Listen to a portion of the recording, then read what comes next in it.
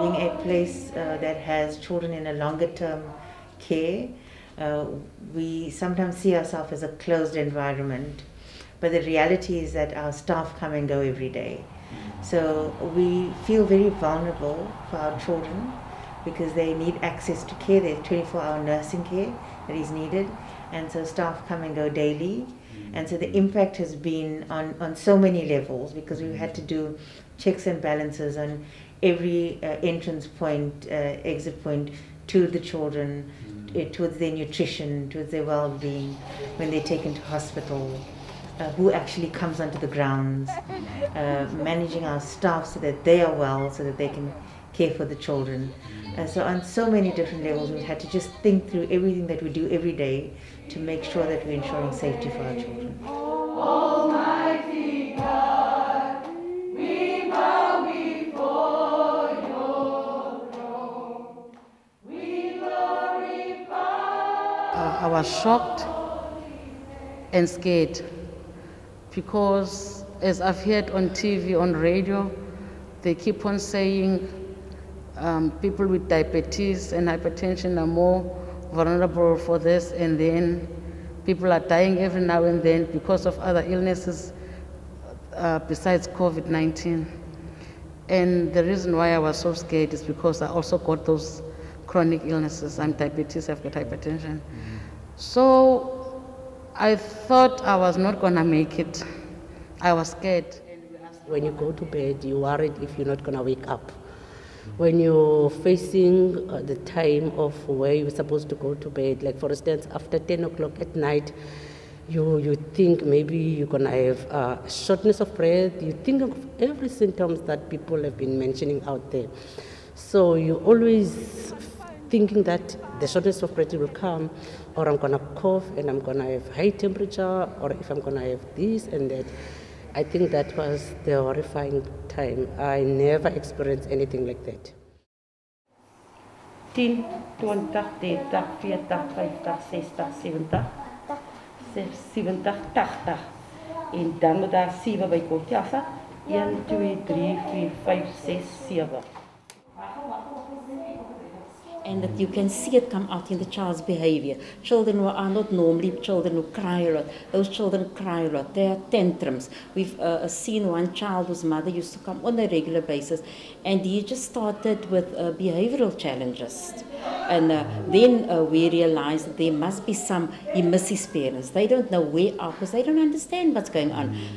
Where is my mother coming again? What happened to my parents? And similar to for the parents, they don't see their child. There's also concerns from their side. Is my child still alive? Baba, black sheep, have you any wool? Yes, sir, 3 bags full. So as a mother myself, I can't imagine going a night without my child, without seeing them and understanding their wellness. But I think that, you know, having a space like St. Joseph's to care for medically fragile children creates an opportunity for parents to feel like they're in a well-supported, safe place. But it doesn't take away from the longing for a child to the parent and the parent to the child.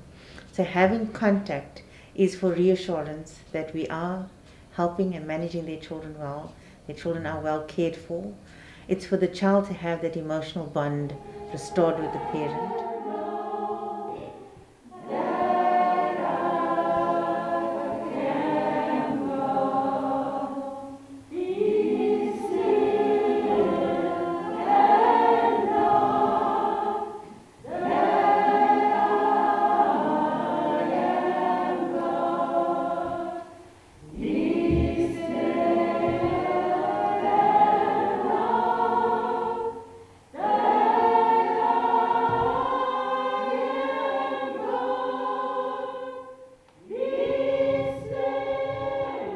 Nurses can do just so much in terms of their daily care, all the rest of the staff, but you can't replace the bond of a parent to a child. So as much as we knew that this was very difficult, we also knew that in reintegrating and starting it up again, we had to take many precautions. But nothing can replace the parental love that is needed for children. The clinical team work together with the social workers, where we identify those specific patients who we see are now really presenting with behavioral problems, or the child has just become quiet. And then we had a conversation with the parent first and told the parent that we are going to allow you, we can allow you to come visit your child. And these are the processes that you have to go through. We are going to do a screening. We can only allow you to see your child for an hour and a bit. So an hour and a half at St. Joseph's Home. You will have to wear protective clothing, for instance, and the child will have to wear protective clothing. You will not be allowed to come into the ward. The nurse will take the patient out of the ward into a separate area. When you come to the gate, we will spray all your clothes before we put the protective clothing on. And some parents were really excited to see their child. And I mean, there were rainy weathers. But parents came, and we thought the parents were not coming. So that already shows you that the mother or the parent wanted to see my child. He wanted to see their children. Now we're putting the protective garments because the patient's mom is coming to visit. So we have to protect the patient and also protect the mother. So we have to put this gown on. I know it's a big size for him, but we had to adjust and cut it there, the bottom, so that when they do contact, so at least we know they are protective. So we're going to put everything, the gloves, as if he's going to perform a plastic surgery, maybe as a... And for prevention, we must wear a mask. Stop the spread of this disease.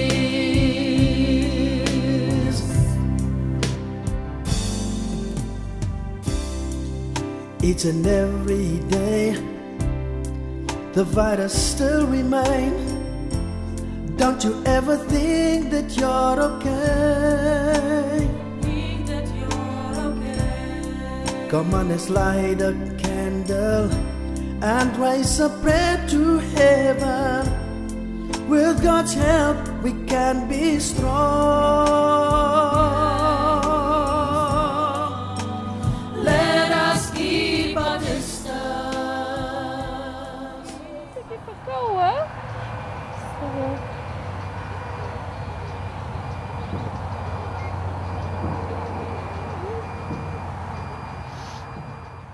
It was very, very sad for parents who come all the way, and the excitement that's already built up for the patient, if it's an older patient, or for the parent. I am going to see my child today.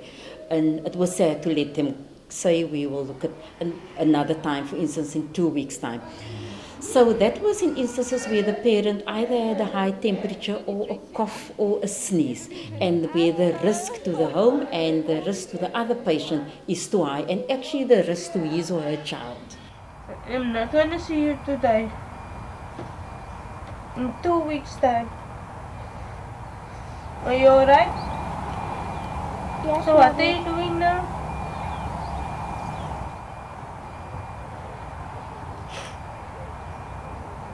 I really miss my baby. All of our children that come to St. Joseph's Home are medically fragile. So the reason they come here is for 24-hour nursing care. The highest proportion of our diagnoses is infectious disease. So they are medically very vulnerable, and they had higher risk if they have the virus to have more complications. So it is very important for us to take all the precautions to make sure that they stay safe, and so that we don't make their fragility worse than it is, and try to get them to a point where we can actually send them back.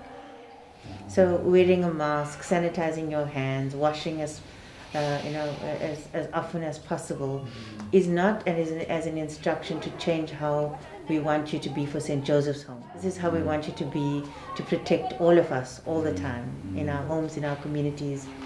And we don't know how long the virus will be with us. And this is a change behavior that will protect us for the long term.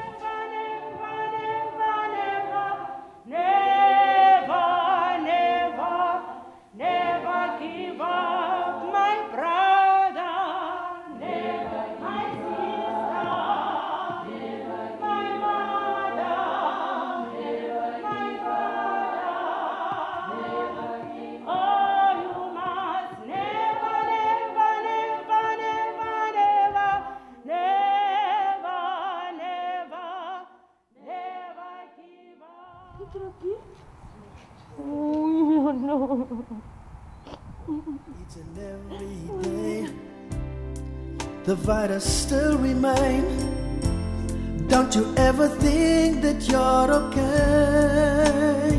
Think that you're okay. Come on, let's light a candle and raise a prayer to heaven. With God's help, we can be strong.